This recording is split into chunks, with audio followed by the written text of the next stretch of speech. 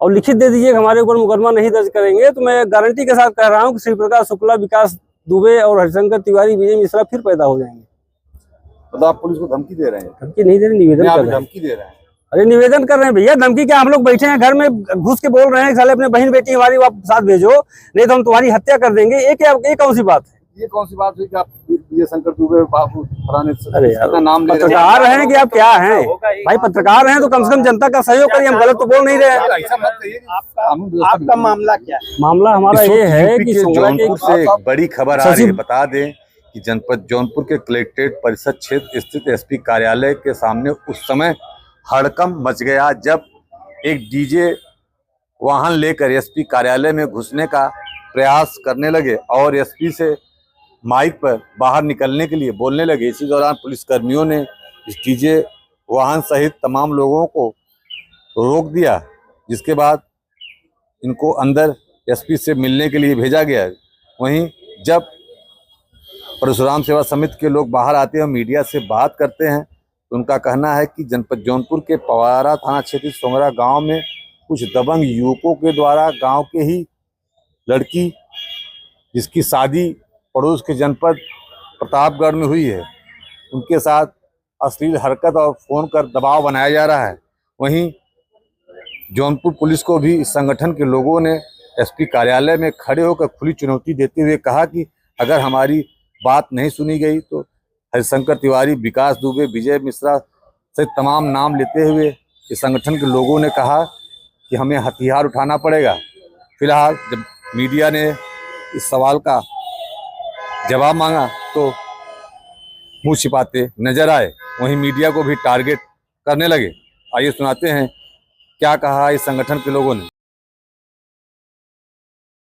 Office में घुस गए थे, क्या ये अपराध है क्या? क्या किसी का ऑफिस में घुस जाएंगे अपराध? अरे तो कलेक्ट्रेट है, यहाँ पे सार्वजनिक स्थल है, तो कह दीजिए मुकदमा दर्ज कर दें हमारे। आप कप्तान साहब क्या गए? बिल्कुल, हम जिस समस्या के लिए आए थे कप्तान साहब आश्वासन दिए हैं कि वो कार्य होगा, लेकिन हमको सर निवेदन और भी है कि आपका फोन जाने के बाद पुलिस वालों का सिर्फ रेट बढ़ता है। 10,000 रुपये का काम होता है तो 20 रुपये 30,000 मांग लेते हैं, और अपराधी वहीं अपने घर पे बैठा है, बता रहा है कि हम फोन कर रहे हैं, तो बता रहे हैं कि उनसे संतुष्ट नहीं है तो आप सूचना ट्रांसफर करवा लीजिए। तो हमें एक ही काम है, ठीक है, इससे अच्छा है तो आप लोग नौकरी छोड़ दीजिए, आपकी बस की बात नहीं है। अगर ईमानदारी आप नहीं कर सकते, सरकार से वेतन ले रहे हैं, जनता की कमाई है, और आप हमसे कह रहे हैं कि आप योजना ट्रांसफर करवा लीजिए, इसका मतलब आप ईमानदार नहीं हैं, तो ये तो कोई मतलब नहीं हुआ। या तो ठीक है, आप कह दीजिए भाई परशुराम सेवा संस्थान वालों अपना अपराधी ढूंढ लो और लिखित दे दीजिए कि हमारे ऊपर मुकदमा नहीं दर्ज करेंगे, तो मैं गारंटी के साथ कह रहा हूँ कि श्री प्रकाश शुक्ला, विकास दुबे और हरिशंकर तिवारी, विजय मिश्रा फिर पैदा हो जाएंगे। तो आप पुलिस को धमकी दे रहे हैं? धमकी नहीं दे रहे, निवेदन कर रहे हैं। धमकी दे रहे हैं? अरे निवेदन कर रहे हैं भैया, धमकी क्या? हम लोग बैठे हैं घर में, घुस के बोल रहे हैं साले अपने बहन बेटी हमारी आप साथ भेजो, नहीं तो हम तुम्हारी हत्या कर देंगे। ये कौन सी बात है? ये कौन सी बात हुई कि आप विजय शंकर दुबे बाबू फलाने अरे यार नाम ले पत्रकार हैं कि आप क्या हैं भाई? पत्रकार हैं तो कम से कम जनता का सहयोग करिए, हम गलत तो बोल नहीं रहे हैं। ऐसा मत कहिए।